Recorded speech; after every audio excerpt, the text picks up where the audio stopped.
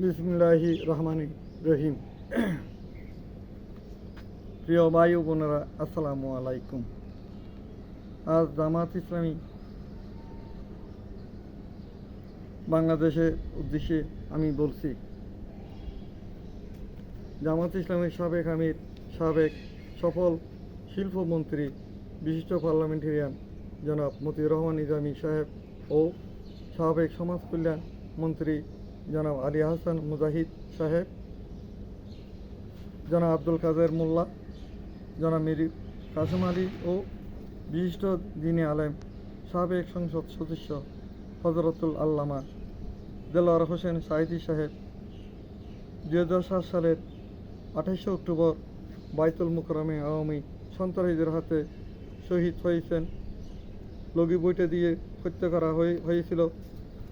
সৌরসার ফাঁসিবাদী হাসিনা বিরোধী আন্দোলনে যারা শহীদ হয়েছেন, আমি তাহাদের শ্রদ্ধার সাথে স্মরণ করি এবং তাহাদের রুহের আত্মার মাগফিরাত কামনা করি।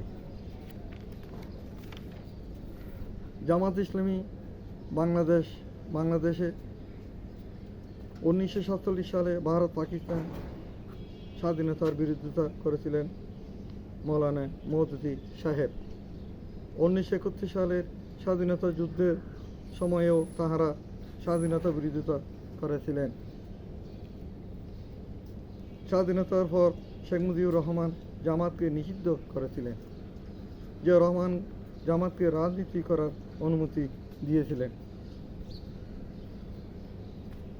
1983 সালে জামাতের সাবেক আমির মরহুম অধ্যাপক গোলাম আজম সাহেব তত্ত্বাবধায়ক সরকারের অধীনে জাতীয় নির্বাচনের দাবি জানিয়েছিলেন সর্বপ্রথম।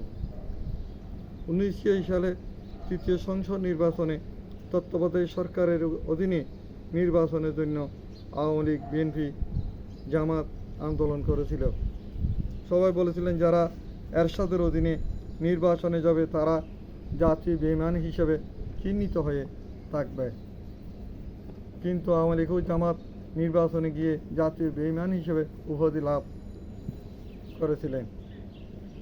1993 সালে তত্ত্বাবধায়ক সরকারের দাবিতে 173 দিন হরতাল, চট্টগ্রাম বন্দর অচল, বিমান অফিস, সোনালী ব্যাংক জ্বালিয়ে দেওয়া হয়েছিল।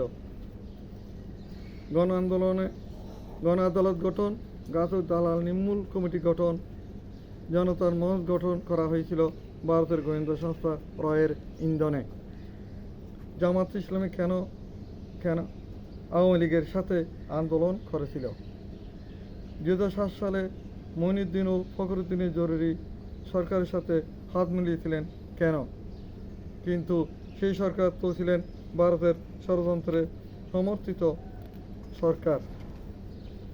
2008 সালের প্রহসনের নির্বাচনে আওয়ামী লীগ ক্ষমতায় হয়ে আপনাদের দলের সিনিয়র নেতাদের প্রহসনের বিচারের নামে ফাঁসি দেওয়া হয়েছিল। হয় আপনারা 2008 সালের পর হইতে আওয়ামী লীগ ক্ষমতায় এসে তত্ত্বাবধায়ক সরকার এর বিভিন্ন বাতিল করে দেন।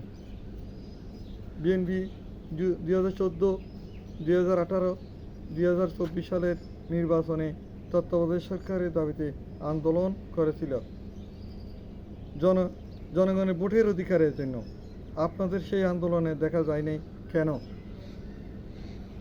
লগি বইটে দিয়ে জামাত শিবির হত্যাকারীদের বিরুদ্ধে কোনো মামলা করেন নাই কেন? দেলোয়ার হোসেন সাঈদী সাহেবকে হত্যাকারী ডাক্তারের বিরুদ্ধে মামলা করেন নাই কেন? বৈষম্য বিরোধী আন্দোলনে ছাত্র জনতা, বিএনপি, জামাত সহ সকলে আন্দোলনে ছিল। আপনারা 5 আগস্টে হাসিনা পালানোর পর হিন্দু, বৌদ্ধ, খ্রিস্টান ঐক্য পরিষদের নেতাদের নিয়ে মিটিং করার পর হইতে সুর পাল্টিয়েছেন কেন? এরা তো ভারতের দালাল। পিআরপি ব্যবস্থায় নির্বাচনের নামে প্রথমে দাবি করেছিলেন হিন্দু, বৌদ্ধ, খ্রিস্টান ঐক্য পরিষদের দাবি। সে দাবি আপনারা কেন গ্রহণ করলেন? শেখ হাসিনার সিংহীর ভয়ে গর্তের মধ্যে লুকিয়েছিলেন 17 বছর। 2001 সালের সরকারের সময় আপনাদের দুজন মন্ত্রী দিয়েছিলেন বেগম খালেদা জিয়া। আপনারা 17 বছর জনগণের ভোটের অধিকারের আদায়ের জন্য আন্দোলনের কোনো পত্রিকা বা সোশ্যাল মিডিয়ায় দেখাতে পারবেন?